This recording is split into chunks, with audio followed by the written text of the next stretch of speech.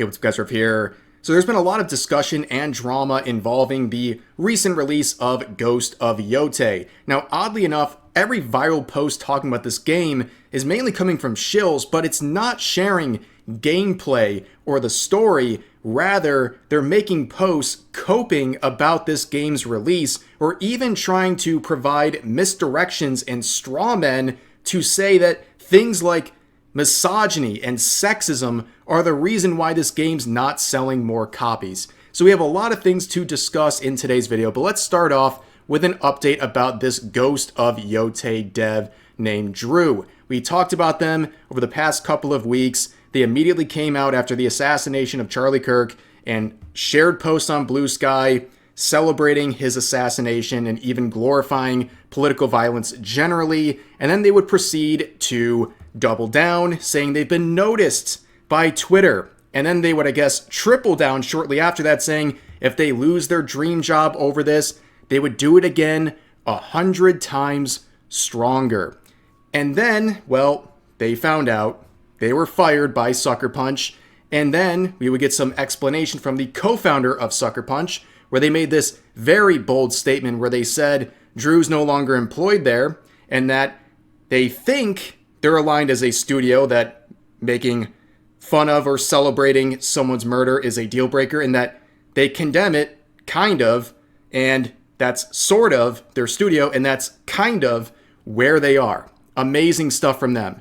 But now we have an update. They have once again changed around their bio a little bit on Blue Sky, but they made this post right here talking about the release of Ghost of Yotei, saying this: as it turns out, my joke didn't make the game any worse. My firing didn't make the game any better. So really the only thing that the harassment campaign succeeded in was sucking all the joy out of my life. So I guess that's a W. Yeah, rip bozo. Sorry that somehow you mocking the assassination of Charlie Kirk and praising political violence got you criticism. Not a harassment campaign, criticism. This person has now turned themselves into the victim. But some people are not going to allow this person to continue playing this role of the victim. And that person is Asmongold, who has been on this person since they made their first post following the assassination. And he is once again making it very clear after this latest update that he is going to follow this individual wherever they go in the gaming industry and make sure that she continues to find out. I made a video about them, and it turns out that they got fired. They got fired from their job. Too bad, huh? Wow. What a shame for you. And also, here's the important thing, okay? I want to make sure that people remember this, is that eventually you'll get a new job. And when you do, I might just make another video and contact that employer too. Now, why would I do that? For fun. I enjoy it.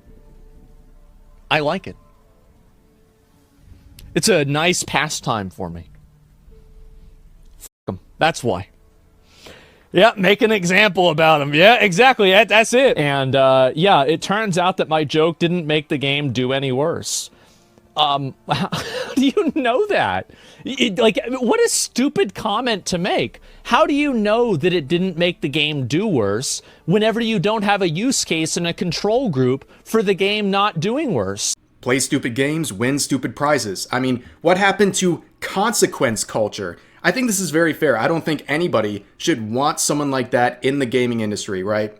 It is ridiculous that we have to put up with these people who will gladly celebrate the deaths of people over political differences. And I'm glad he's so on board with keeping up with these people, because chances are, I'm very confident they are going to get another job in the gaming industry. We've seen this happen before. There is absolutely no shame.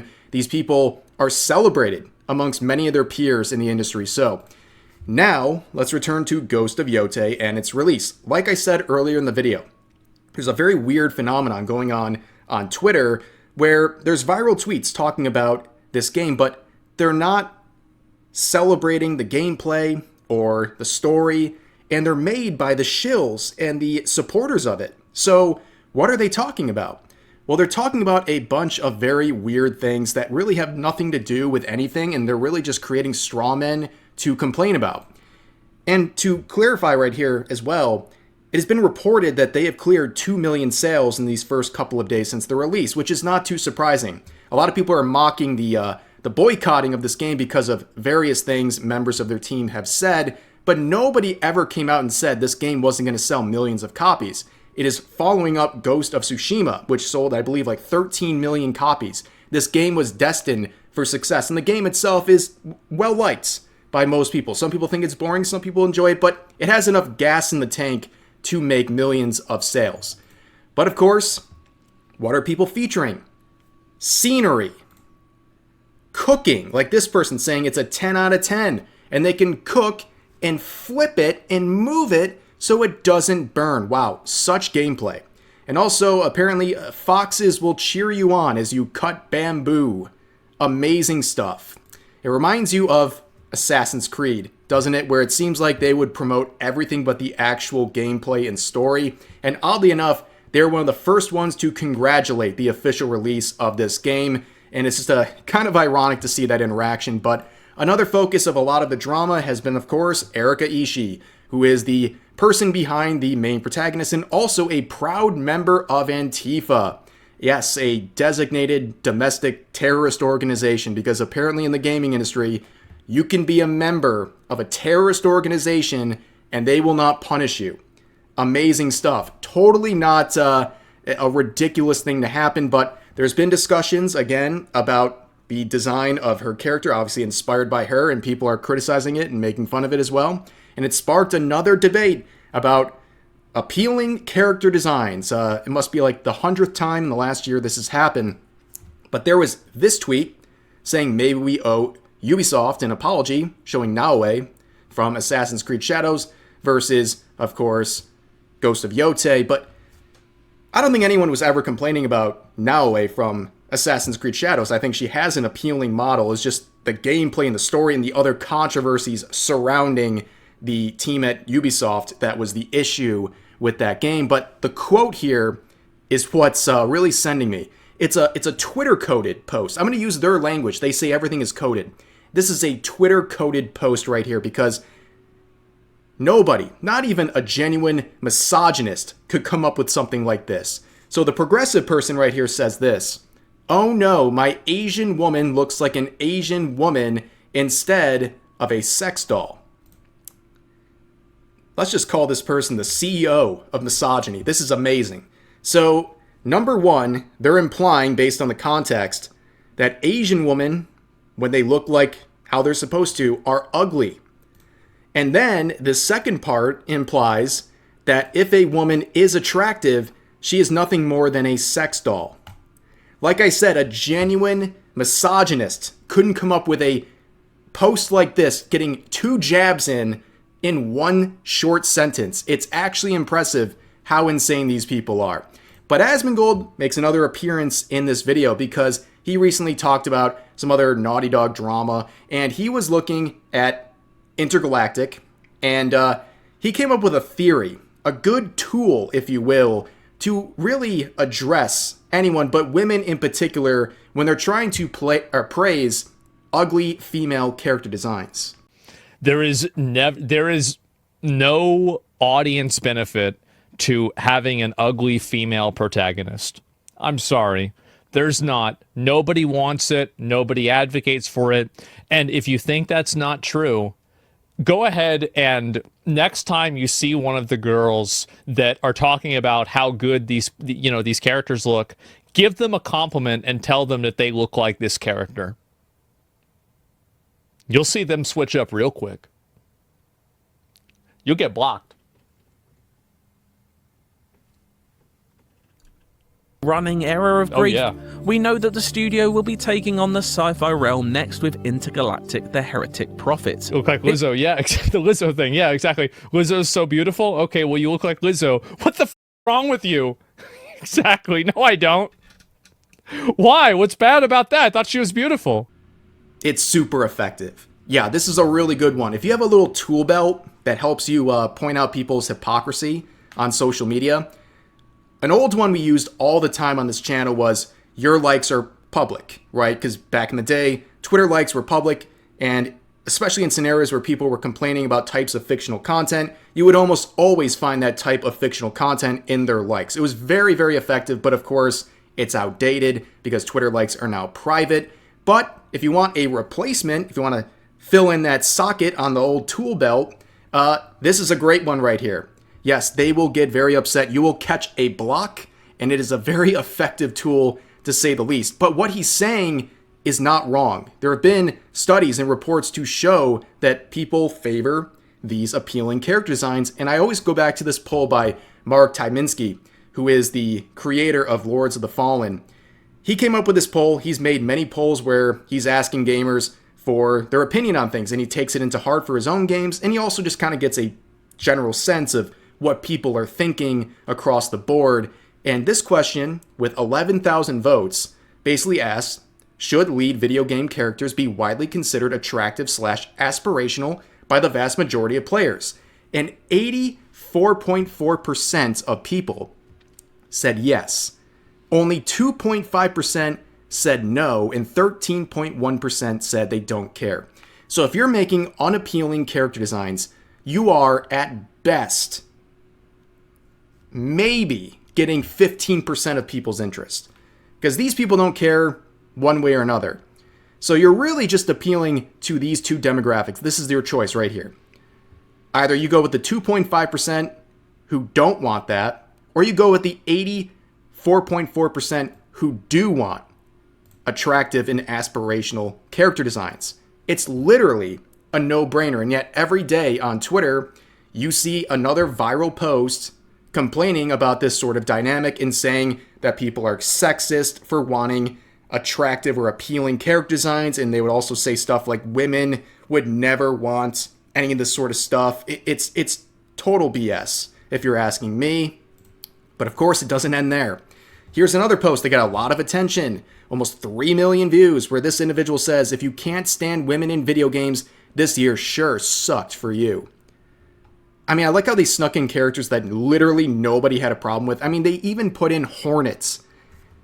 Can you guys point to a single post where people were complaining about Silksong because Hornet was the lead character? What are we talking about? Literally nobody did that. It's absolutely insane to lump characters like that into this discussion. But again, this is very easy to understand if you have a brain, right? It's not just the characters and how they are presented in terms of just being a female lead. It's if they are appealing and if they're well-written characters and if the story's well-written. I mean, if you would follow this logic, then Stellar Blade would have flopped. It would have flopped because people would have been like, oh, I don't want a main protagonist who's a woman. Oh, I won't. I hate this. No. And then look at things like the gacha industry, right? What is the most bottom line selling point of the entire thing? It's selling cute anime girls, right? Of course, there's some that focus on male characters, but the majority of gacha games out there, they focus on selling people attractive female characters, including those in lead positions or lead roles in the games. And it's just like, I don't know what we're talking about anymore. It's just so much intellectual dishonesty, you know? And then you see quotes like this from people who've been shilling really every game that falls into these positions of Ghost of Yotei or Assassin's Creed Shadows, saying, I genuinely feel bad for anyone that refuses to play video games with female protagonists. Y'all are missing out on some of the greatest games of the decade over nothing.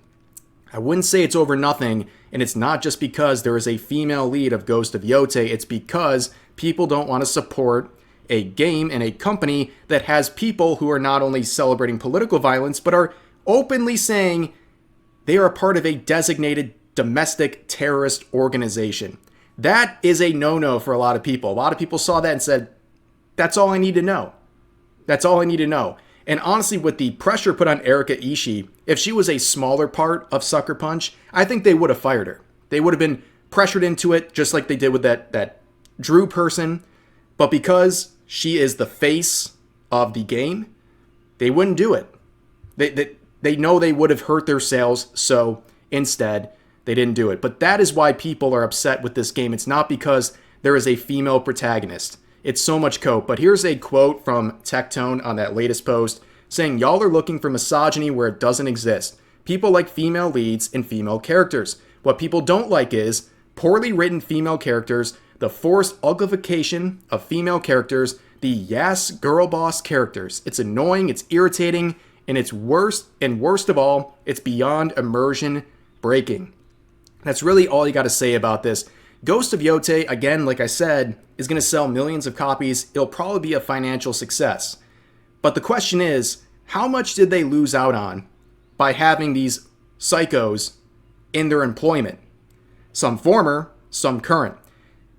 At the end of the day, if it costs hundreds of copies or thousands of copies being sold, it's still a dent into something, and it was completely unnecessary to have people like this trying to do their best to bring negative PR to games like this. And the reaction on social media, instead of praising what these shills are claiming to enjoy so much, to then just make posts creating straw men and blaming misogyny, is just pure copium. And like, they don't even have to do it. Like, the game is going to be fine in terms of sales, but they're still coping and they're still trying to find misdirections. It's just very weird. It's a very defensive and weird reaction. But anyways, that's going to do it for this video. As always, feel free to share your thoughts about today's topics in the comment section down below. Hope you guys enjoyed the video, and I'll see you next time.